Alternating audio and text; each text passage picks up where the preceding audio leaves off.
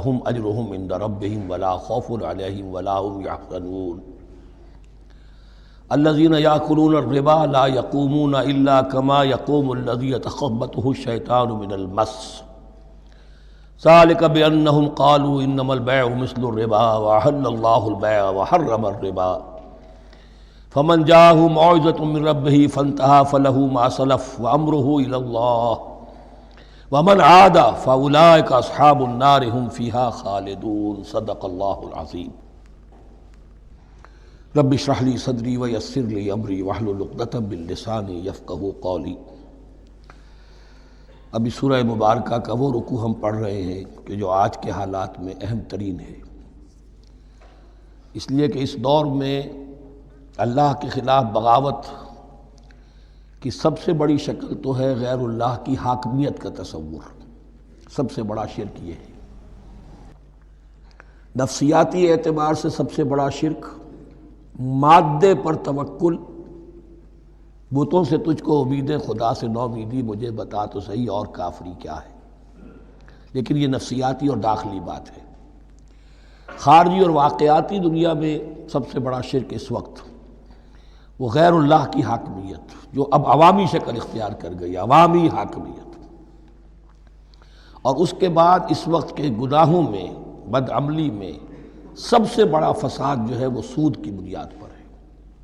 سب سے بڑا فتنہ، سب سے بڑا فساد دنیا میں جو اس وقت سب سے بڑی شیطنت ہے، جو یہودیوں کے ذریعے سے پورے گلوب کو اپنی گرفت میں لینے کے لیے بےتاب ہے، وہ یہی ہے جو سود کا ہتھ کنڈا ہے، اس کی حرمت۔ یہاں ایک سوال میرے ذہن میں کبھی کبھی پیدا ہوتا تھا کہ یہ جو پہلی آیت ہے اس کا تعلق تو انفاق فی سبیل اللہ کے ساتھ ہے، اسے پچھلے رکوع کے ساتھ شامل ہونا چاہیے تھا، لیکن بعد میں یہ حقیقت مجھ پر منکشف ہوئی کہ بڑی حکمت کے ساتھ اس آیت کو اس رکوع کے ساتھ شامل کیا گیا ہے۔ وہ حکمت میں بعد میں بیان کروں گا۔ الذین ينفقون اموالهم باللیل والنہار، وہ لوگ کہ جو اپنا مال خرچ کرتے رہتے ہیں رات کو بھی دن میں بھی، سرًا وعلانیۃً، خفیہ طور پر بھی اعلانیہ بھی، صدقات واجبہ اعلانیہ، صدقات نافلہ خفیہ، انفاق فی سبیل اللہ خفیہ۔ فلہم اجرہم عند ربہم ولا خوف علیہم ولا ہم یحزنون، ان کے لیے ان کا اجر محفوظ ہے ان کے رب کے پاس، نہ ان پر کوئی خوف طاری ہوگا اور نہ ہی وہ کسی حزن سے دوچار ہوں گے۔ الذین یاکلون الربا، اب ربا کا مسئلہ شروع ہو رہا ہے، جو سود کھاتے ہیں۔ وجہ کیا ہے؟ اصل مسئلہ ہے اس سرپلس ویلیو کا۔ آپ کا کوئی شغل ہے، آپ کی ملازمت ہے، آپ کما رہے ہیں، آپ کا خرچ پورا ہو رہا ہے، کچھ بچت بھی ہو رہی ہے۔ اب اس بچت کا اصل مصرف کیا ہے؟ یسألونک ماذا ينفقون قل العفو۔ اصل راستہ تو یہ ہے کہ اس کو دے دو اللہ کی راہ میں، یا محتاجوں کو یا اللہ کے دین کو۔ لیکن اب جو سود خورانہ ذہنیت ہے وہ یہ کہ اس بچت کو بھی مزید کمائی کا ذریعہ بناؤ، یہ سود خورانہ ذہنیت ہے۔ لہذا اصل میں سود خوری انفاق کا کی ضد ہے، اور یہ عقدہ مجھ پر کھلا جبکہ القرآن یفسر بعضہ بعضا، اس اصول کے تحت جب سورہ روم کی آیات کا میں نے مطالعہ کیا، وہاں یہی شکل آپ کو نظر آئے گی کہ ان دونوں کو مقابلے میں لایا گیا ہے، اللہ کی رضا جوئی کے لیے انفاق اور ربا، سود پر رقم دینا۔ وما آتیتم من ربا لیربو فی اموال الناس فلا یربو عند اللہ، جو کچھ تم دیتے ہو سود پر کہ وہ بڑھے لوگوں کے مال میں، محنت وہ کر رہا ہے اور آپ اس کی کمائی میں سے آپ وصول کر رہے ہیں اپنے اس سرمایہ کی وجہ سے۔ تو یہ گویا کہ آپ کا مال اس کے مال میں اس کی محنت سے بڑھ رہا ہے۔ الذی ما آتیتم من ربا لیربو فی اموال الناس فلا یربو عند اللہ، اللہ کے ہاں بڑھوتری نہیں ہوتی۔ وما آتیتم من زکوۃ تریدون وجہ اللہ فاولئک هم المضعفون، اور وہ جو تم زکوٰۃ اور صدقات میں دے دیتے ہو اللہ کی رضا جوئی کے لیے، تو وہ ہیں جو دوہرے چوہرے کر رہے ہیں، ان کا مال بڑھ رہا ہے، اس کی بڑھوتری ہو رہی ہے۔ تو انفاق فی سبیل اللہ، صدقات، زکوٰۃ، اس کے بالمقابل، اس کے برعکس ہے اپنی اس بچت کے مال کو، اور آپ کو معلوم ہے آج کی بینکنگ سسٹم کا سب سے زیادہ زور بچت کی اسکیم، اور یہ سب کا سب جو ہے در حقیقت saving bank, saving account, save کرو، لیکن سیو کرو مزید کمانے کے لیے۔ سیف جو ہے اس لیے نہیں ہے کہ اپنا پیٹ کاٹو اور غرباء کو دو، اپنا سٹینڈرڈ آف لیونگ کم کرو اور اللہ کے دین کے لیے خرچ کرو، یہ نہیں، بلکہ اس لیے کہ وہ جو تم بچاؤ وہ ہمیں دو، تاکہ وہ ہم سود پر زیادہ رقم، زیادہ شرح سود پر دوسروں کو دے اور تھوڑا شرح سود تمہیں دے دیں۔ اب اس کے برعکس الذین یاکلون الربا، جو لوگ سود کھاتے ہیں، لا یقومون الا کما یقوم الذی یتخبطہ الشیطان من المس، وہ نہیں کھڑے ہوتے مگر ان کی طرح سے کہ جن کو شیطان نے مخبوط الحواس بنا دیا ہو چھو کر۔ یہاں عام طور پر یہ سمجھا گیا کہ یہ قیامت کے دن کا نقشہ ہے، یہ قیامت کے دن کا نقشہ تو ہوگا ہی، اس دنیا میں بھی سود خوروں کا حال یہی ہے، اور اگر ان کا نقشہ دیکھنا ہو تو کسی سٹاک ایکسچینج کو جا کے دیکھ لیجئے، معلوم ہوگا دیوانے ہیں، پاگل ہیں، چیخ رہے ہیں، دوڑ رہے ہیں، بھاگ رہے ہیں، وہ انسان نہیں نظر آتے اس وقت جو بھی کچھ ہو رہا ہوتا سٹاک ایکسچینج کے اندر۔ مخبوط الحواس انسان جو ہے وہ ہو جاتا ہے، یہ سود خوری کی وجہ سے۔ الذین یاکلون الربا لا یقومون الا کما یقوم الذی یتخبطہ الشیطان من المس ذلک بانہم قالوا انما البیع مثل الربا، اور ان کے سب سے بڑھ کر مخبوط الحواس ہونے کا مظہر یہ ہے، یہ اس لیے کہ وہ کہتے ہیں کہ بیع بھی تو ربا کی طرح ہے، بیع بھی تو سود ہے، میں نے 100 روپے کا مال خریدا 110 میں بیچ دیا، 10 بچ گئے، یہ ربا ہے، ربا جائز ہے۔ 100 روپے کسی کو دیے اور 110 لیے، یہ سود ہو گیا۔ بھائی کیوں ہو گیا؟ 100 روپے کی شے دے دی، یہ 100 روپیہ دے دیا، کیا فرق پڑا؟ 10 لاکھ کا مکان بنایا، 4000 کے قرضے کے ماہانہ کرائے پر دے دیا، جائز ہو گیا۔ 10 لاکھ کسی کو دیا اور اس سے 4000 روپیہ مہینہ دینا شروع کیا، یہ سود ہو گیا، حرام ہو گیا۔ عقلی طور پر یہ باتیں ہیں کہ جو سود کے حامیوں کی طرف سے کہی جاتی ہیں۔ انما البیع مثل الربا، بیع میں بھی جو نفع ہوتا ہے، ربح اور ربا یہ میں اس وقت بیان کر چکا ہوں سورہ بقرہ کے دوسرے رکوع کے ضمن میں۔ تو یہ جان لیجئے کہ اس ظاہری سی مناسبت کی وجہ سے ان کا مخبوط الحواس لوگ جو ہیں وہ اس دونوں کے اندر کوئی فرق محسوس نہیں کرتے۔ یہاں اللہ تعالیٰ نے ان کے قول کا عقلی جواب نہیں دیا، بلکہ جواب کیا دیا؟ احل اللہ البیع وحرم الربا، اللہ نے بیع کو حلال قرار دیا ہے اور ربا کو حرام قرار دیا ہے۔ اب تم بات یہ کرو، اللہ کو مانتے ہو یا نہیں؟ رسول کو مانتے ہو یا نہیں؟ قرآن کو مانتے ہو کہ نہیں؟ یا اپنی عقل کو مانتے ہو؟ اگر تم مسلمان ہو، اگر تم مومن ہو تو اللہ کا حکم جو وہ فرمائے، نہ صرف اللہ کا، جو رسول کا ہے، ما آتاکم الرسول فخذوہ وما نہاکم عنہ فانتہوا، جو کچھ رسول تمہیں دے لے لو، اور جس چیز سے روک دے رک جاؤ۔ یہ تو شریعت کا معاملہ ہے۔ ویسے اس میں جو فرق واقع ہوتا ہے وہ یہ ہے کہ ایک ہے فلوئڈ منی، فلوئڈ کیپٹل، ایک ہے فکسڈ کیپٹل۔ مکان 10 لاکھ کا ہے، لیکن مکان سے جو شخص رہ رہا فائدہ کیا اٹھائے گا؟ 1 مہینے رہے گا نا، بس اس کا بدل آپ نے لے لیا۔ 10 لاکھ روپے کسی کو نقد دے دیے، وہ کسی کام میں لگائے گا، 12 لاکھ بھی بن سکتے ہیں، 15 بھی لگ سکتے ہیں، 8 بھی رہ سکتے ہیں۔ اس میں آپ نے فکسڈ اگر لیا تو یہ حرام ہے۔ ان دونوں میں اگرچہ عام طور پہ کہا جائے گا یہ بھی کیپٹل ہے وہ بھی کیپٹل ہے، مکان بھی تو سرمایہ کی ایک شکل ہے، لیکن یہ فکسڈ کیپٹل ہے، اس کی شکل بدل نہیں رہی ہے۔ اس مکان میں تو ایک شخص رہ جائے گا، سکنا ہوگا، اس کی رہائش ہے، یا آپ کہیں گے اس کی ویئر اینڈ ٹیئر ہے تو اس کا آپ نے بدل لے لیا، بس ختم۔ لیکن وہ جائے گا، وہ مکان آپ کے لیے رہ جائے گا۔ لیکن یہ کہ 10 لاکھ جس کو دیا نقد، وہ کاروبار کرے گا، کچھ اور کہیں لگائے گا، اس کے اندر اضافہ بھی ہو سکتا ہے، کمی بھی ہو سکتی ہے، اس میں پھر فکسڈ پروفٹ لینا یہ ہے حرام، اور ان دونوں میں کوئی مناسبت نہیں۔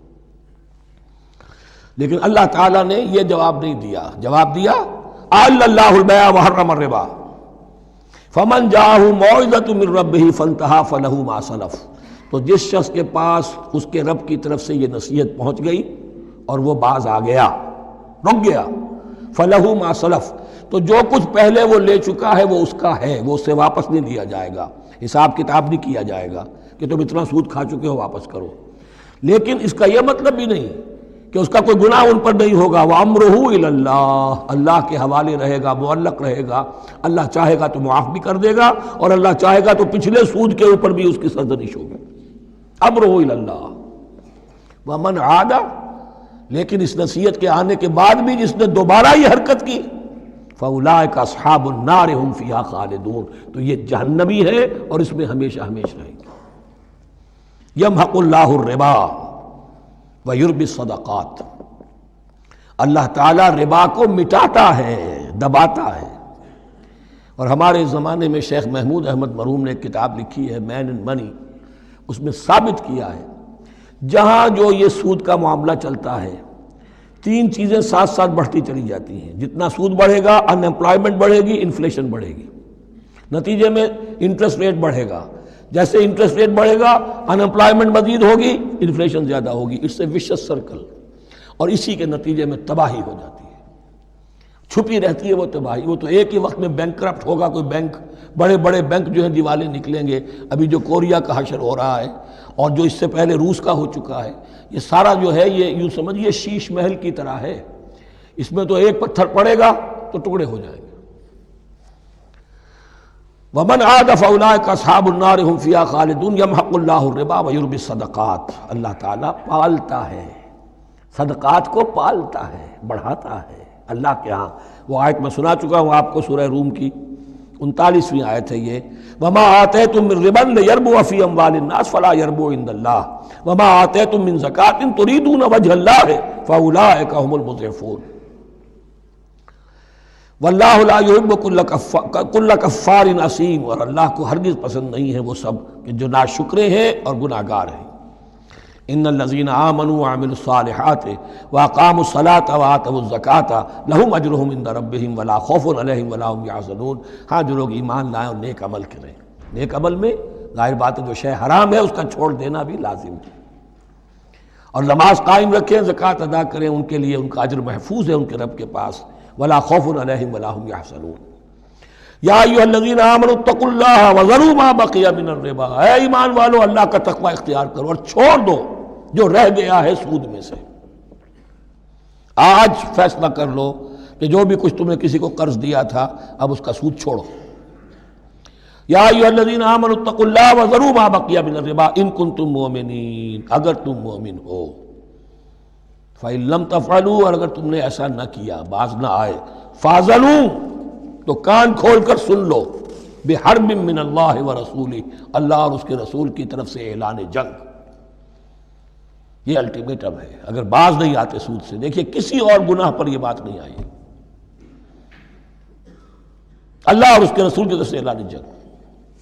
وَإِن تُبْتُمْ فَلَكُمْ رُءُوسُ أَمْوَالِكُمْ، اگر تم توبہ کرو تو تمہارے جو اصل راس المال ہیں وہ تمہیں لوٹا دیے جائیں گے۔ سود چھوڑ دو، راس المال واپس لے لو۔ لا تظلمون ولا تظلمون، نہ تم ظلم کرو سود لے کر اور نہ تم پر ظلم کیا جائے کہ تمہارا راس المال بھی دبا دیا جائے۔ لا تظلمون ولا تظلمون۔ وَإِن كَانَ ذُو عُسْرَةٍ، اور اگر تمہارا جو مقروض ہے وہ تنگی میں ہے، وہ تنگ دستی میں ہے، فَنَظِرَةٌ إِلَىٰ مَيْسَرَةٍ، تو انہیں انتظار کرو، پھر اسے مہلت دو کہ اس کے ہاں کشادگی پیدا ہو جائے، آسانی سے وہ آپ کی رقم، آپ کا قرض واپس کر سکے۔ لیکن اس سے بھی آگے وَأَن تَصَدَّقُوا خَيْرٌ لَكُمْ، تم صدقہ ہی کر دو۔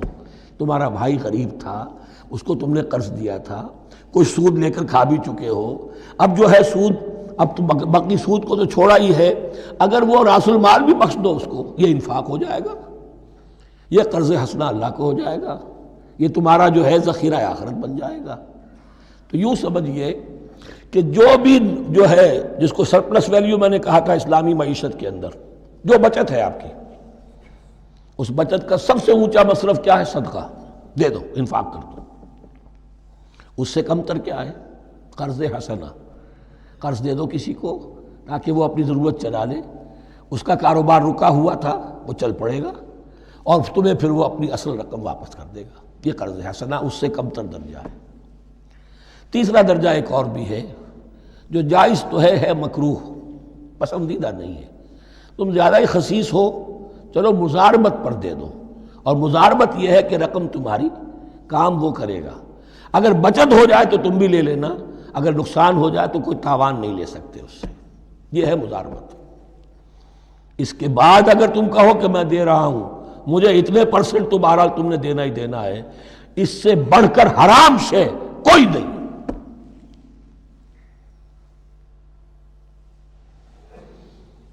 وَإِنْ كَانَ ذُو عُسْرَةٍ فَنَظْرَةٌ إِلَىٰ مَيْسَرَةٍ، تو اگر وہ ہے مقروض تمہارا وہ تنگی میں ہے پھر انتظار کرو، اسے مہلت دو اس کی کشائش تک.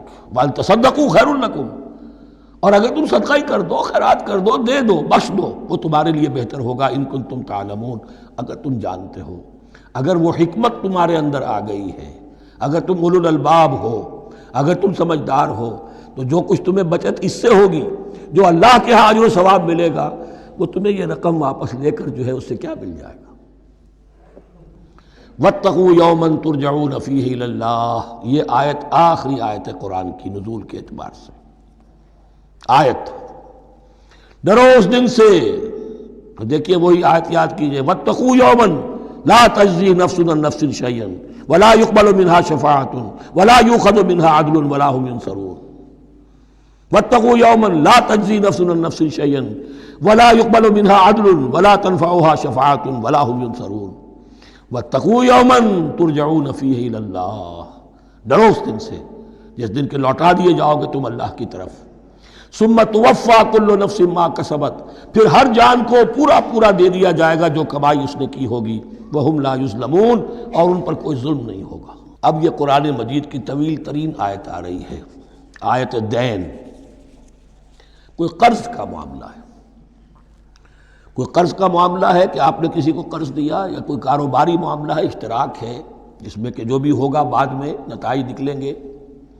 ان سب کے بارے میں حکم ہے کہ لکھ لیا کرو. ہم کیا کرتے ہیں قرض دیتے ہوئے، اب دوست ہے، بھائی ہے، عزیز ہے، کیا لکھوانا، اس سے کیا کہے گا، اعتماد نہیں ہے.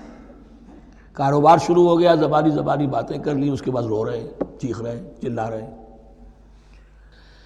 یا ایھا الذین آمنوا اذا تداینتم بدین الی اجل مسمى فاکتبوہ، اے اہل ایمان جب بھی تم کوئی معاملہ کرو قرض کا ایک وقت معین تک کے لیے، ایک تو وقت معین ہونا چاہیے، یہ قرض دے رہے ہیں کب واپس ہوگا، فاکتبوہ، تو اس کو لکھ لیا کرو. یہ فعل امر ہے، الامر للوجوب، واجب ہے یہ. وَلْيَكْتُبْ بَيْنَكُمْ كَاتِبٌ بِالْعَدْلِ، اور چاہیے کہ کوئی لکھنے والا تمہارے مابین عدل کے ساتھ، لکھنے والا کوئی ڈنڈی نہ مار جائے، انہیں بھی چاہیے کہ وہ صحیح صحیح لکھے. وَلَا يَأْبَ كَاتِبٌ أَن يَكْتُبَ كَمَا عَلَّمَهُ اللَّهُ فَلْيَكْتُبْ، اور کسی بھی شخص کو جسے اللہ نے سکھایا ہوا ہے کتابت لکھنے کا کام، تو اس کو انکار نہیں کرنا چاہیے لکھنے سے. اللہ نے اسے یہ علم دیا ہے، اسے چاہیے کہ لکھنے، اس لیے کہ اس معاشرے میں پڑھے لکھے لوگ تو بہت کم ہوتے تھے. اب بھی یہ ہوتا ہے، عرائض نویس وغیرہ ہوتے ہیں، وثیقہ نویس ہوتے ہیں، پیسے دے کے ان کو جو لکھواتے ہیں. لیکن اگر کوئی وثیقہ نویس جو ہے بے ایمانی کرے اور لکھنے میں کوئی کمی کر جائے تو جو جس کے اوپر ذمہ داری ہے اسے نقصان پہنچ جائے گا. وَلْيَكْتُبْ بَيْنَكُمْ كَاتِبٌ بِالْعَدْلِ، اور چاہیے کہ لکھنے والا تمہارے مابین انصاف کے ساتھ لکھے. وَلَا يَأْبَ كَاتِبٌ أَن يَكْتُبَ كَمَا عَلَّمَهُ اللَّهُ فَلْيَكْتُبْ، اور نہ انکار کرے کوئی لکھنے والا اس سے کہ وہ لکھے جیسے اللہ نے اسے سکھایا ہے، تو لکھنا چاہیے. وَلْيُمْلِلِ الَّذِي عَلَيْهِ الْحَقُّ، لکھتے وقت املا وہ کرائے جس کے ذمے رقم آ رہی ہے، جس پر حق آ رہا ہے، علیہ الحق، وہ لکھوائے. جس کا مال ہے وہ نہ لکھوائے، جس پر ذمہ داری آ رہی ہے وہ لکھوائے کہ میں کیا ذمہ داری لے رہا ہوں. وَلْيَتَّقِ اللَّهَ رَبَّهُ، اور اللہ سے ڈرتا رہے اپنے رب سے. وَلَا يَبْخَسْ مِنْهُ شَيْئًا، اور لکھوانے میں اس میں سے کوئی شے کم نہ کر دے. فَإِنْ كَانَ الَّذِي عَلَيْهِ الْحَقُّ سَفِيهًا، اب اگر وہ جو مقروض ہے، جو قرض لے رہا ہے، جس کے ذمے کوئی ذمہ داری آ رہی ہے، وہ ناسمجھ ہے یا بوڑھا ہے، ضعیف ہے، اور لا یستطیع ان یمل، یا اس کے اندر یہ اتنی صلاحیت نہیں ہے کہ املا کرا سکے، یہاں املا کے معنی میں ہے، ہوا فلیملل ولیہ بالعدل، تو اگر وہ نہیں املا کرا سکتا تو اس کا کوئی ولی ہو، اس کا کوئی وکیل ہو، اس کا کوئی اٹارنی ہو، وہ اس کی طرف سے اس کو لکھوائے. واستشہدوا شہیدین من رجالکم، یہ ایک آیت چل رہی ہے ابھی، پورے رکوع کے اوپر ایک آیت پھیلی ہوئی ہے، سوائے آخر میں تھوڑا سا حصہ دوسری آیت آئے گی. واستشہدوا شہیدین من رجالکم، اور گواہ بنا لیا کرو دو اپنے مردوں میں سے. فإن لم یکونا رجلین، اور اگر دو مرد دستیاب نہ ہو، فرجل وامرأتان، تو ایک مرد اور دو عورتیں. ممن ترضون من الشہداء، اور وہ بھی دونوں کے نزدیک مقبول ہوں شہداء، کہ ہاں دونوں کو اعتماد ہے ان پر. اب یہ جو سوال آ گیا کہ ایک مرد کی جگہ دو عورتیں، دو مرد یا پھر ایک مرد کا ہونا تو لازم ہو گیا، محض عورت کی گواہی نہیں چلے گی. لیکن اس کا آیا مسئلہ ہر قسم کے معاملے کا ہے یا قرض اور مالی معاملات میں وثیقہ نویسی کا، یہ ایک علیحدہ مسئلہ ہے. یہ تو باتیں پھر فقہا کے ہاں تفصیل سے ملتی ہیں. لیکن یہ مسئلہ موجود ہے کہ دو مرد، اور اگر دو مرد دستیاب نہ ہوں تو ایک مرد اور دو عورتیں. تو سوال تو پیدا ہو گیا کہ کیا عورت کی گواہی عادی ہے؟ ان تضل احداہما فتذکر احداہما الاخری، مبادا ان میں سے کوئی ایک بھول جائے تو یاد کرا دے دوسری. عقلی سوال پیدا ہو گیا، کیا مرد نہیں بھول سکتا؟ کیا جواب ہے اس کا؟ جواب یہ ہے کہ واقعتاً اللہ تعالیٰ نے عورت کے اندر نسیان کا مادہ زیادہ رکھا ہے. الا یعلم من خلق وہو اللطیف الخبیر، کیا وہی نہ جانے گا جس نے پیدا کیا ہے؟ اس نے پیدا کیا ہے، وہ جانتا ہے. نسیان کا مادہ کیوں زیادہ رکھا یہ بھی سمجھ لیجیے، عقلی بات ہے، منطقی بات ہے. She has to play the role of number 2. اسے مرد کے تابع رہنا ہے. جو نمبر 2 ہوتا ہے اس کے اوپر، اس کے کبھی احساسات کے اوپر، کبھی جذبات کے اوپر کوئی نہ کوئی کوفت، کوئی قدورت آتی ہے. اور اس میں اللہ تعالیٰ نے ان کا سیفٹی والو رکھا ہوا، بھول جانا. اگر بھولنا نہ ہو، یاد بازی عذاب ہے یا رب، چھین لے مجھ سے حافظہ میرا. یہ نسیان جو ہے یہ بھی ایک بہت بڑی نعمت ہے، ورنہ تو کوئی صدمہ دل سے اتری نا، کوئی غصہ کبھی ختم ہوئی نا. تو بھولنے کا معاملہ یہ سیفٹی ویلو اللہ نے عورت میں زیادہ رکھا ہے، اس لیے کہ اسے مرد کے تابع ہو کر رہنا ہے. اور جب تابع ہو کر رہنا ہے تو اسے زیادہ اس کے احساسات پہ، جذبات پر زیادہ مواقع آئیں گے کہ اس کو کچھ زک پہنچے. اس کے لیے یہ سیفٹی ویلو کے نسیان ہے، یہ زیادہ رکھ دیا گیا ہے. ان تضل احداہما فتذکر احداہما الاخری. اب یہ کہ اگر یہ بات سمجھ میں نہ آتی تب بھی اللہ کا حکم ہے ماننا ہے. اگر فسک کیپٹل اور فلوئڈ کیپٹل کا فرق سمجھ میں نہیں آتا تب بھی بے حلال ہے، ربا حرام ہے. اللہ خیر صلی اللہ احل اللہ البیع وحرم الربا. لیکن اگر حکمت سمجھ میں آ جائے تو نور علی نور. ولا یاب الشہداء اذا ما دعوا، اور نہ انکار کریں گواہ جب کہ ان کو بلایا جائے. اب گواہی کے لیے بلایا جائے تو گواہ نہیں آ رہے، نخرہ کر رہے ہیں. نہیں، ان کو آنا چاہیے. جو اللہ کی کوئی گواہی جو ہے اگر چھپائی ہے تو بہت بڑا ظلم ہے.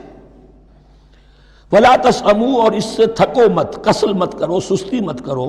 ان تکتبوہ، کہ تم لکھو اسے، صغیراً اور کبیراً، چاہے چھوٹا معاملہ ہو چاہے بڑا ہو. الی اجلہ، وقت معین کے لیے. اتنا قرض دے رہا ہوں، اتنے وقت میں آپ نے مجھے لوٹانا ہے. اس کے بعد آپ بڑھا سکتے ہیں، آپ دیکھ سکتے ہیں، اسے مزید مہلت دے سکتے ہیں. ایسے ہی حالات ہیں تو آپ معاف بھی کر سکتے ہیں. لیکن یہ کہ جب لکھنا ہے، حکم دیا جا رہا ہے تو اس میں اجل معین ہو، الی اجلہ. اور اس میں چھوٹے بڑے کی تفریق نہ کرو، چاہے چھوٹا مسئلہ بڑا لکھ لو. ذالکم اقسط عند اللہ، یہ اللہ کے نزدیک بھی زیادہ مبنی بر انصاف ہے. واقوم للشہادہ، اور گواہی کے لیے زیادہ قوی ہوگا اور زیادہ درست ہوگا. لکھی ہوئی شے ہوگی تو اب معاملہ جو ہے بہت واضح رہے گا، ورنہ زبانی یادداشت کے اندر کہیں کہیں جو ہے تعبیر ہی میں فرق ہو جاتا. وعدنا اللہ ترتابوا، اور یہ اس کے بہت قریب ہے کہ تم بھولو گے نہیں. الا ان تکون تجارۃ حاضرۃ تدیرونھا، الا یہ کہ کوئی لین دین ہو، تجارت ہو جو حاضر ہوتی ہے دست بدست. آپ نے سودا دیا، اس نے پیسے دے دیے. اب کیش بھی وہ دے دیجئے یا آپ دینا چاہیں تو، ورنہ یہ شریعت میں لازم نہیں ہے. اگر ایسا دست بدست کا معاملہ ہے تو پھر یہ ہے کہ وہ تو ہو گیا ایکسچینج. وہ مال جو ہے دکاندار نے مال دیا، آپ نے پیسے دے دیے، اس کے لکھنے کی ضرورت نہیں ہے. الا ان تکون تجارۃ حاضرۃ تدیرونھا بینکم، تو اگر وہ تجارت ہو کہ نقد تمہاری چلتی ہے، آپس میں لین دین ہو رہا ہے، فلیس علیکم جناح الا تکتبوھا، تو کوئی حرج نہیں ہے تم پر کہ اسے نہ لکھو. واشہدوا اذا تبایعتم، اور گواہ بنا لیا کرو جب کوئی مستقبل کا سودا کرو. یہ بیع سلم جو ہوتی ہے یہ مستقبل کا سودا ہے، قرض کا سودا ہے. بیع سلم بھی ایک طرح کا قرض ہے. آج آپ طے کرتے ہیں کسی شخص سے، کسی کاشتکار سے، زمیندار سے کہ اگلا موسم جو آئے گا فصل کا، گیہوں کی فصل کا، تو اتنے روپے من کے حساب سے 500 من گندم میں آپ سے لوں گا. یہ بیع سلم کہلاتی ہے، اور اس میں لازم ہے کہ پوری قیمت ابھی ادا کر دیں. لیکن اس میں بھی کہ اس وقت آپ کو اتنی گندم دینی ہے، اس کو لکھوا لو اور اس پر 2 گواہ بنا لو. واشہدوا اذا تبایعتم، ولا یضار کاتب ولا شہید، اور نہ نقصان پہنچایا جائے کسی لکھنے والے کو یا گواہ کو، اور نہ نقصان پہنچائے کوئی لکھنے والا یا گواہ۔ یہ ضارہ دونوں کے لیے آ جائے گا، یہ معروف بھی ہے اور مجرور بھی ہے۔ نہ ضرر پہنچایا جائے اور نہ ضرر پہنچائے، نہ کوئی کاتب اور نہ کوئی شہید گواہ۔ وَإِن تَفْعَلُوا، اگر تم ایسا کرو گے، نقصان پہنچاؤ گے، فَإِنَّهُ فُسُوقٌ بِكُمْ، تو یہ تمہارے لیے بہت بڑے گناہ کی بات ہوگی۔ وَاتَّقُوا اللَّهَ، اللہ سے ڈرو، وَيُعَلِّمُكُمُ اللَّهُ، اللہ تمہیں تعلیم دے رہا ہے، وَاللَّهُ بِكُلِّ شَيْءٍ عَلِيمٌ، اللہ ہر چیز کا علم رکھنے والا ہے۔ یہ ایک آیت ہوئی ہے، آخری پارے کی میرا خیال 4 5 6 صورتیں جمع کر لیں تو جا کر ہی ایک آیت کا حجم برابر ہوگا۔ جو میں نے کہا تھا کہ آیات کی تعیین توقیفی ہے، یہ ہمارے حساب کتاب سے، گرامر سے، منطق سے، علم بیان سے کسی سے کوئی تعلق نہیں اس کا۔ وَإِن كُنتُمْ عَلَىٰ سَفَرٍ، اور اگر تم سفر پر ہو، وَلَمْ تَجِدُوا كَاتِبًا، اب وہاں کوئی لین دین کا معاملہ ہو گیا، قرض کا ہو گیا، کاتب کوئی ہے نہیں، فَرِحَانٌ مَقْبُوضَةٌ، تو کوئی گروی شے رکھ لو قبضے میں، فلاں شے آپ کے قبضے میں رہے گی، آپ اتنے پیسے مجھے دے دیجئے، میں جب یہ واپس کر دوں گا اپنی چیزیں آپ میری چیز مجھے لوٹا دیجیے، یہ رہن ہے مقبوضہ۔ لیکن رہن سے کوئی فائدہ اٹھانے کی اجازت نہیں، وہ سود ہو جائے گا۔ اگر مکان رہن رکھا گیا ہے، قبضہ تو ہوگا اس کا، لیکن یہ کہ وہ اس کا کرایہ نہیں لے سکتا، کرایہ مالک کو جائے گا، اس سے کوئی استفادہ نہیں کر سکتا اس مال سے۔ رہان المقبوضہ۔ فَإِنْ أَمِنَ بَعْضُكُمْ بَعْضًا، پھر اگر کوئی شخص اب اطمینان کرتا ہے اور اعتبار کرتا ہے تم میں سے بعض کسی بعض کا، فَلْيُؤَدِّ الَّذِي اؤْتُمِنَ أَمَانَتَهُ، تو اب چاہیے اس شخص کو کہ جس کے اوپر یہ امانت آئی ہے، اگرچہ اس کے پاس رہن دینے کو کچھ نہیں تھا، یا یہ کہ دوسرے بھائی نے اس پر اعتماد کیا اور اس کی وجہ سے کوئی شے رہن نہیں لی، تو اب اس سے کوئی غلط فائدہ نہ اٹھائے، وہ گویا کہ اس کے پاس جو اس نے قرض لیا امانت ہے، اس کے پاس وہ امین بنایا گیا ہے۔ فَلْيُؤَدِّ الَّذِي اؤْتُمِنَ أَمَانَتَهُ، کہ اپنی امانت واپس لوٹائے، وَلْيَتَّقِ اللَّهَ رَبَّهُ، اور ڈرے اللہ سے جو اس کا رب ہے۔ وَلَا تَكْتُمُوا الشَّهَادَةَ، اور دیکھو گواہی کو چھپایا نہ کرو، وَمَنْ يَكْتُمْهَا فَإِنَّهُ آثِمٌ قَلْبُهُ، اور جو کوئی گواہی کو چھپائے گا تو اس کا دل گناہ میں مبتلا ہو جائے گا، دل داغدار ہو گیا تو رہ کیا گیا۔ وَاللَّهُ بِمَا تَعْمَلُونَ عَلِيمٌ، اور جو کچھ تم کر رہے ہو اللہ اسے جانتا ہے۔ اللہ کے فضل و کرم سے آخری رکوع پر ہم پہنچ گئے، اور یہ بڑا ایک یوں سمجھئے 3 آیتوں پر مشتمل رکوع ہے، جیسے کہ وہ رکوع جو ہم نے پڑھا تھا جس میں آیت الکرسی 4 آیتیں ہیں وہ، اور یوں کہا جا سکتا ہے کہ یہ 2 رکوع ایک دوسرے کے بالکل بالمقابل ہیں اپنی عظمت میں اور مقام میں۔ آیت الکرسی کی جگہ یہاں ایک دعا کی آیت ہے، جامع ترین دعا جو آئے گی آخری آیت میں، للہ ما فی السماوات و ما فی الارض۔ اکثر و بیشتر آپ دیکھیں گے سورتوں کے اختتام پر یہ الفاظ پھر آتے ہیں، اللہ ہی کا ہے جو کچھ بھی ہے آسمانوں اور زمین میں۔ وَإِن تُبْدُوا مَا فِي أَنفُسِكُمْ أَوْ تُخْفُوهُ، اور جو کچھ تمہارے دلوں میں ہے خواہ تم اسے ظاہر کرو خواہ چھپاؤ، يُحَاسِبْكُمْ بِهِ اللَّهُ، اللہ تم سے محاسبہ کر لے گا، تمہاری نیتیں اس کے علم میں ہیں۔ ان اللہ لا ينظر الى صورکم ولا الى اموالکم ولکن ينظر الى قلوبکم واعمالکم، اللہ تمہاری صورتوں کو نہیں دیکھتا، تمہارے مال و دولت کو نہیں دیکھتا، تمہارے دل کو دیکھتا ہے، تمہارے اعمال کو دیکھتا ہے۔ تو دل میں جو کچھ ہے خواہ کتنا ہی چھپا لو اللہ کے محاسبے سے نہیں بچو گے۔ فَيَغْفِرُ لِمَن يَشَاءُ وَيُعَذِّبُ مَن يَشَاءُ، پھر وہ بخش دے گا جس کو چاہے گا اور عذاب دے گا جس کو چاہے گا۔ اختیار مطلق اللہ کے ہاتھ میں ہے۔ ہمارے ہاں اہل سنت کا عقیدہ یہی ہے، اللہ پر لازم نہیں ہے کہ وہ نیکوکار کو اس کا جزا ضرور دے اور بدکار کو اس کی سزا ضرور دے، اللہ کرے گا ایسا، یہ دوسری بات ہے، لیکن اللہ کی شان اس سے بہت اعلیٰ اور عرفہ ہے کہ اس پر کسی شے کو لازم قرار دیا جائے، اس کا اختیار مطلق ہے، مطلق ہے۔ یفعل اللہ ما یرید، یفعل اللہ ما یشاء۔ اہل تشیع کا کہنا یہ ہے کہ اللہ پر عدل واجب ہے، اہل سنت کہتے ہیں اللہ عدل کرے گا، جزا و سزا میں عدل ہوگا، یہ ہم مانتے ہیں، واقعہ ہے، لیکن ہم یہ نہیں کہتے کہ اللہ پر عدل واجب ہے، اللہ پر کوئی شے واجب نہیں، بلکہ اللہ نے تو کتب علی نفسہ الرحمہ، اپنے اوپر واجب کیا ہے رحمت کو۔ وجوب کا لفظ جو آتا ہے اللہ پر تو وہ تو رحمت کا ہے، کتب علی نفسہ الرحمہ، اللہ نے اپنی ذات کے اوپر واجب کر لیا رحمت کو۔ واللہ علی کل شیء قدیر، اور اللہ ہر چیز کی قدرت رکھتا ہے۔ آمن الرسول بما انزل الیہ من ربہ والمؤمنون، ایمان لائے رسول صلی اللہ علیہ وسلم اس چیز پر کہ جو نازل کی گئی ان کی جانب ان کے رب کی طرف سے۔ غور طلب بات ہے، یہ بڑا باریک نکتہ ہے۔ نبی پر جب وحی آئی ہے کیسے پہچان لیا کہ یہ بدروح نہیں ہے، یہ جبرائیل ہے؟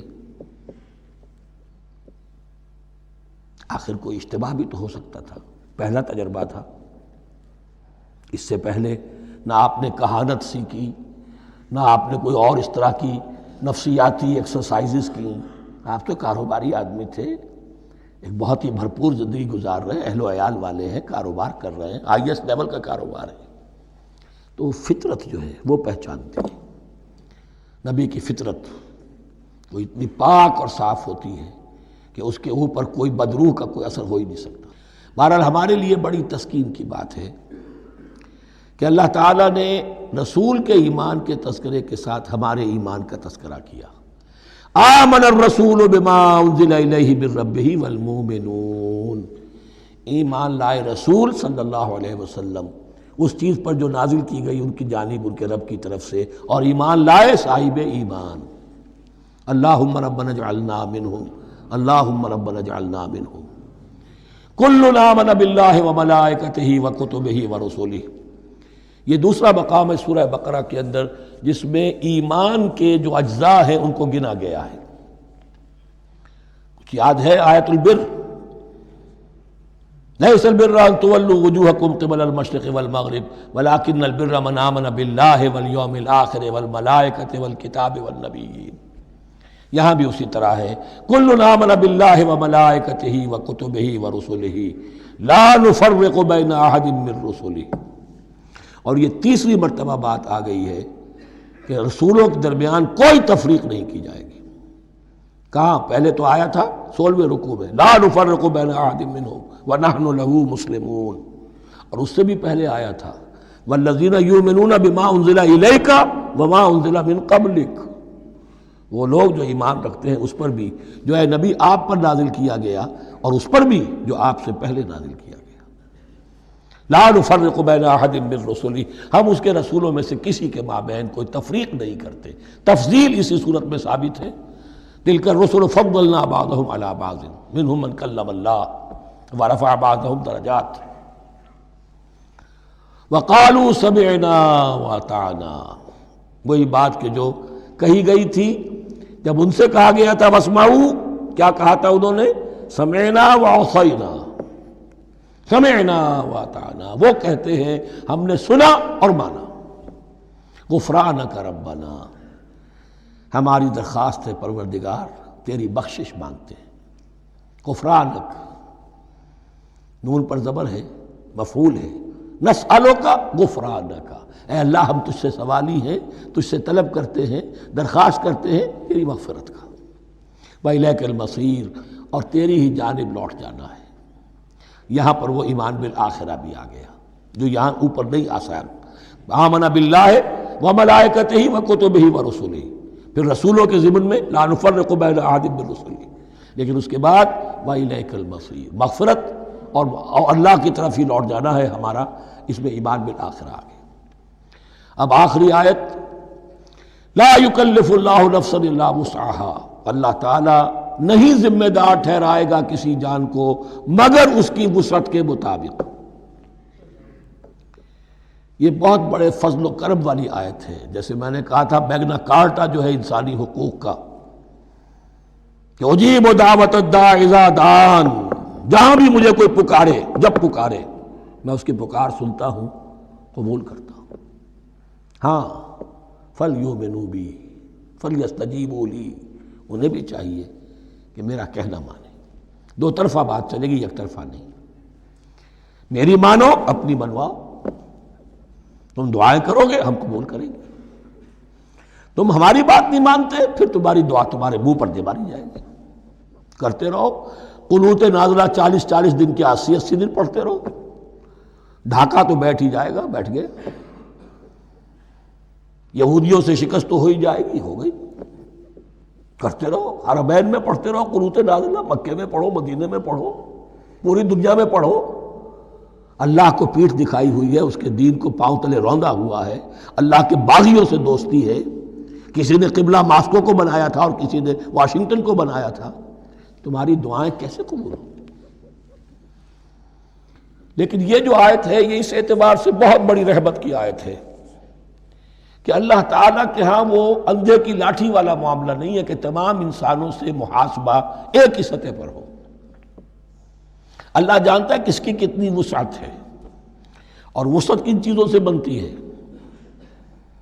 آپ کو کوئی اور جین ملے ہیں، مجھے کوئی اور جین ملے ہیں، انہیں کوئی اور جین ملے ہیں، یہ جینز، ان جینز کی اپنی اپنی خصوصیات ہیں، خصائص ہیں، پراپرٹیز ہیں، لیمیٹیشنز ہیں۔ آپ کو کوئی اور ماحول ملا، اسے کوئی اور ماحول ملا، اسے کوئی اور ماحول ملا، تو hereditary factors multiplied by environmental factors, ان دونوں سے ایک شخصیت کا ہیولہ بنتا ہے انسان کا، جس کو پاٹرن کہتے ہیں ہمارے مستری لوگ۔ جب لوہے کا کوئی شے جو ہے ڈھالنی ہے تو اس کے لیے پہلے مٹی کا یا لکڑی کا ایک پیٹرن بناتے ہیں، انگریزی میں پیٹرن ہے، وہ پاٹرن کہتے ہیں ہمارے مستری لوگ۔ اب آپ لوہا جو ہے اس کو جب اسے کر لیں گے، مائع بنا لیں گے، گلا لیں گے، پھر اس میں ڈالیں گے، وہی شکل ہو جائے گی۔ یہ شاکلہ ہے ہر انسان کا جو بن جاتا ہے۔ قُلْ كُلٌّ يَعْمَلُ عَلَى شَاكِلَتِهِ فَرَبُّكُمْ أَعْلَمُ بِمَنْ هُوَ أَهْدَىٰ سَبِيلًا۔ اس شاکلہ کے اندر آپ کو محنت کرنی ہے۔ اللہ جانتا ہے کس کا شاکلہ وسیع تھا، کس کا شاکلہ تنگ تھا، کس کے جینز اعلیٰ تھے، کس کے جینز ادنا تھے، کس کے ہاں ذہانت زیادہ تھی، کس کے ہاں جسمانی قوت زیادہ تھی۔ جو بھی کچھ اس نے دیا ہے، جس کو وہاں ہم نے رکھا اس کو وہاں رکھا، اس نے وہاں تعلیم پائی، اس نے یہاں تعلیم پائی، جو بھی انوائرمنٹل فیکٹرز آئے ہیں، جو بھی جینیٹک فیکٹرز آئے ہیں، سب اللہ کے علم میں ہے۔ ان سب کو ملحوظ رکھ کے اللہ حساب لے گا۔ جو شاکلہ ہم نے تمہیں دیا تھا اس میں تم نے کیا کیا؟ ایک شخص کے اندر فرض کیجئے استعداد ہی ہے 20 درجے کی استعداد ہے، اس نے فرض کیجئے 18 درجے کام کر دیا، کامیاب ہو گیا۔ کسی میں استعداد 100 درجے کی تھی، اس نے 50 درجے کیا، ناکام ہو گیا۔ حالانکہ کمیت کے اعتبار سے 50 درجے زیادہ ہے 18 درجے سے، لیکن یہ 18 درجے کا کام وہ کر رہا ہے جس کے اندر استطاعت تھی ہی 20 کی، یا 18 ہی کی تھی، اس نے پوری کر دی۔ اور 50 درجے والا وہ جس کو اللہ نے دے رکھی تھی 1000 کی استطاعت، اس کا وہ 50 بیکار ہو گیا۔ تو اللہ تعالیٰ کا محاسبہ جو ہے انڈیویجول ہے، اسی لیے فرمایا گیا کلہم آتی ہے یوم القیامت فردا، ان میں سب لوگ اس دن قیامت کے دن سب آئیں گے اکیلے اکیلے، تنہا تنہا، ہر ایک کا حساب ہوگا وہاں، اور ہر ایک کا حساب ہوگا لا یکلف اللہ نفسا الا وسعها، اللہ ذمہ دار نہیں ٹھہرائے گا کسی بھی جان کو مگر اس کی وسعت کے مطابق۔ البتہ اس کا اب ایک ریورس ہے۔ ہوتا کیا ہے، ہم سمجھتے ہیں دنیا میں تو بھاگ دوڑ کر رہے ہیں اور دین اجی ہمارے اندر تو استطاعت، دین کے کام کی صلاحیت ہی نہیں ہے۔ دنیا میں دیکھیں بڑے کامیاب تیزی کے ساتھ دوڑ رہے ہیں، کامیاب پر کامیاب، دین ہمارے اندر تو استطاعت نہیں ہے، استعداد ہی نہیں ہے، کیا کریں؟ یہ دھوکہ ہے، سیلف ڈسیپشن ہے۔ استعداد اور استطاعت کے بغیر اور صلاحیت اور ذہانت کے بغیر دنیا میں بھی آپ کما نہیں سکتے، محنت نہیں کر سکتے، کوئی نتائج حاصل نہیں کر سکتے۔ یہ دھوکہ اپنے آپ کو نہ دیجئے، یہ ہے جو کچھ کر سکتے ہو کیجئے، کھودیے اپنی شخصیت کو، کھود کر جو نکال سکتے ہو نکال دیجئے۔ ہاں آپ نکال سکیں گے اتنا ہی جتنا آپ کے اندر ودیت ہے، زیادہ کہاں سے لے آئیں گے؟ اور اللہ نے کس میں کیا ودیت کیا ہے وہ جانتا ہے، اس کا حساب لینا جو ہے محاسبہ وہ اس پر ہے کہ جو اس نے تمہیں دیا ہے۔ لا، اور یہ مضمون قرآن مجید میں 5 مرتبہ آیا ہے بہت اہمیت کے ساتھ۔ لا یکلف اللہ نفسا الا وسعها لها ما کسبت وعلیہا ما اکتسبت، اسی جان کے لیے ہے جو اس نے کمایا، اور اس کے اوپر وبال بنے گا جو اس نے برائی کمائی. لیکن لام اور علا، لہا ما کسبت، جو بھی اس نے نیکی کمائی اس کے حق میں ہے، اس کے لیے ہے، اس کا اجر ملے گا، ثواب ملے گا. اور جو بدی کمائی وہ اس پر وبال بنے گا، اسی کے لیے اس کو سزا ملے گی، اسی کے حوالے سے. اب وہ آخری دعا آ گئی جامع ترین اور عظیم ترین دعا ہے قرآن مجید کی. ربنا لا تؤاخذنا ان نسینا او اخطانا. اہل ایمان کے راستے پر، عمل صالح کے راستے پر مقدور بھر، امکان بھر اپنی شخصیت کے کونوں کھدروں میں سے بھی نکال کر، اپنی ریزیڈول انرجیز کو بھی نکال کر اللہ کی راہ میں لگا دیں. لیکن اس کے بعد بھی کوئی غرہ نہ ہو، کوئی غرور نہ ہو، کوئی اپنی محنت پر، اپنی نیکی پر، اپنی کمائی پر، اپنے کارناموں پر کہیں انسان دھوکہ نہ کھا جائے. کیفیت کیا رہنی چاہیے؟ وہ یہ ہے تواضع، عجز انکساری. ربنا لا تؤاخذنا ان نسینا او اخطانا. اے رب ہمارے، ہم سے مواخذہ نہ کیجو اگر ہم بھول جائیں یا ہم سے خطا ہو جائے. نسیان بھی ہے، الانسان مرکب من الخطاء والنسیان. انسان کے اندر یہ دونوں چیزیں، خطا اور نسیان، یہ تو گنجی ہوئی ہیں. خطا یہ ہے کہ آپ نے اپنی امکانی حد تک تو نشانہ ٹھیک لگایا تھا، نشانہ خطا ہو گیا، ٹھیک ہے، کوئی بات نہیں، آپ کی نیت صحیح تھی. ایک اجتہاد کرنے والا اجتہاد کر رہا ہے، امکانی حد تک اس نے کوشش کی ہے کہ صحیح رائے تک پہنچے، لیکن خطا ہو گئی. اللہ معاف کرے گا. اس نے اپنی امکانی کوشش کی تھی، لہذا اسے ثواب ملے گا. مجتہد مخطی بھی ہو تو ثواب ملے گا. مجتہد مصیب ہے، صحیح رائے پر پہنچ گیا ہے تو دوہرا ثواب ملے گا. لیکن مجتہد مخطی ہے تب بھی ثواب ملے گا. تو بھول چوک پر، یہ بھول چوک، خطا جو ہے، چوک صحیح ہے بالکل لفظ اس کے لیے، چوک جانا، نشانہ چوک گیا.